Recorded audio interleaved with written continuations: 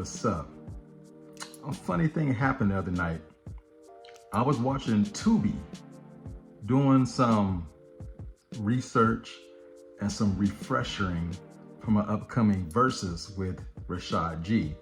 We're going to talk about the 5 Heartbeats and the Temptations. The Temptations was on Tubi, so I went to go check it out again, like I said, to refresh my memory. And the movie went off. You know how I go straight to a menu? And I'm looking at the menu, Die Hard with a Vengeance. I'm like, what? I ain't seen this in a minute. I hit play thinking, this is perfect for background noise. I'm gonna clean the kitchen, vacuum, do a couple of things, right?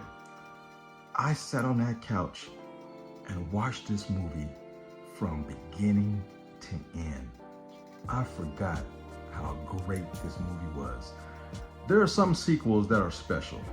Aliens, easily the best sci-fi action horror film of all time, sequel.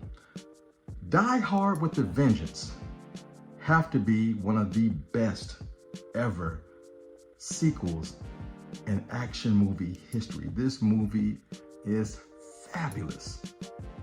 Bruce Willis and Samuel L. Jackson together in a Die Hard movie. The year previous, they did Pulp Fiction together, so the hype was already there. Now you got Bruce Willis and Samuel L. Jackson, and throughout history, they did Unbreakable Glass. These two are together on screen is magic. And I remember when this movie came out, it was May 19th, 1995. Earlier, before the summer hit, Die Hard 2 came on network TV. It premiered on network TV. No one had it on VHS yet, so it was on TV, of course, with commercials and edited, right? That's when you got your famous line, yippee-ki-yay, Mr. Falcon. But I remember during that network premiere broadcast, at the very end, they showed some sequences of the upcoming Die Hard movie. It was the subway scene when it blows up the bomb and it goes off tracks and people are running for their life. Guys, this was huge back in the day. Blockbusters were just gearing up. No internet at the time. If it was very little. It was the spectacle of the summer, man. Bruce Willis was the man. It was the last Die Hard movie where he had hair, and after that, he started going, had to do the bald head thing, you know, if you're bald, you're sexy. But it made me think because practical effects, practical stunts. This movie had a great plot, great villain, antagonist, whatever you want to call it. It's directly related to Die Hard 1. I'm like, okay.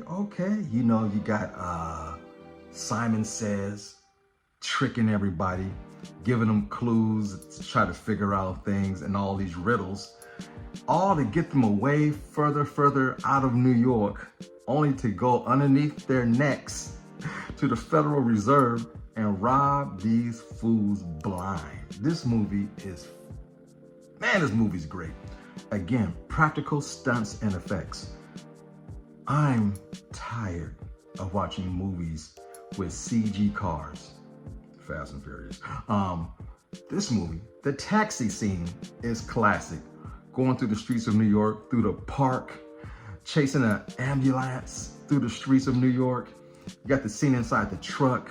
I mean, you got the subway scene, you got the helicopter. This was blockbuster at its best. And John McTiernan, the director of this film, also the first Die Hard movie, the way he moved that camera. You watch this movie again and watch the camera movement, the up close of people's faces. He made you feel like you was in the police department along with the conversation. He made you feel like he was in the van talking to the FBI. He put you in arm's way of the villains. His camera work is impeccable in this film. They brought back the score from the original Die Hard to match up with this one. It was, I'm telling you, man, I remember the hype. It was real. They had all these celebrities in between commercials of the network broadcast premiere of Die Hard 2 saying stuff. You had Kareem Abdul-Jabbar, yippee-ki-yay. everybody was saying yippee-ki-yay. It was big time, man. Die Hard with a Vengeance was an event film. And I remember part one, I never seen in theaters because it shocked everybody, because Bruce Willis was on Moonlighting, singing and cutting jokes with Homegirl. You know, he was a TV actor. Then Die Hard blew up. I never seen it in theaters, you know. I waited till it was on cable. And the summer of 89 and 90, this movie was huge. And then Die Hard 2 came out. Me and my high school sweetheart went and seen that opening night. I'm like, okay, I like this John McClane character. He is my favorite cop, only next to Axel Foley from Beverly Hills Cop. And then years later, Die Hard with the Vengeance came out.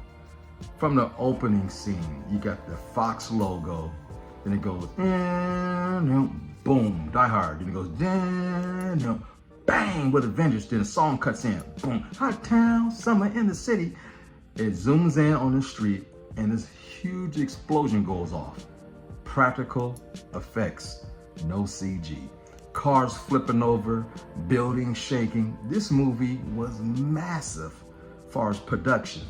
I mean, they filmed in New York, not in Canada somewhere. It was filmed in New York. You have native New Yorkers talking that slang with the accent. Man, I love this movie because the first one was contained in the Nakatomi building. Part two, contained in the airport and some tunnels. This one, John McClane had the whole city of New York to play with to catch this villain who's directly related to the villain in part one. I'm like, yo, that makes sense.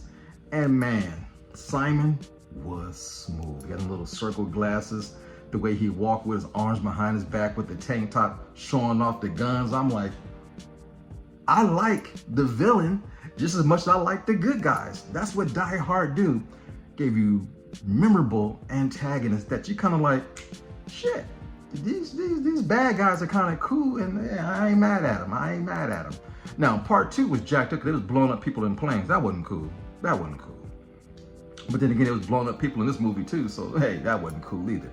Threatening little kids in schools and stuff, but the banter between Samuel L. and Bruce Willis is great. I love the racial tension. Not that they was racist, but it took place in Harlem, upstate New York. So, you know, you had the dynamics of the blacks, the whites, you know, it was cool, man. Die Hard with the Vengeance had everything. And I remember they shot the ending like 3 different times. And if you get the DVD set, there's an alternate ending, but hey man, it was smooth. Even though I missed his wife, Holly, in this movie, at the very end, he calls her up, you know, off screen, you know, but I really love this movie. It's been a long time, I forgot. And the current condition of Bruce Willis just makes you realize what a great actor he was. Dramatic action, he can do it all, man. And a lot of my heroes are getting older, passing away, getting ill, you know, sicknesses and bad circumstances through life. It's tough. But these movies, they are immortalized forever as our favorite characters. You got to keep that in mind. You can always push play, and there they are on the big screen in your house, you know, once again. But yeah, man, I had to do this little retro retread of Die Hard with the Vengeance, man. I love this movie. It is damn near perfect. But hey, until the next time, be sure to like, share, subscribe, tell all your friends, and more importantly, leave your comments down low. And I'm out. Peace. You know the routine. Fade to black.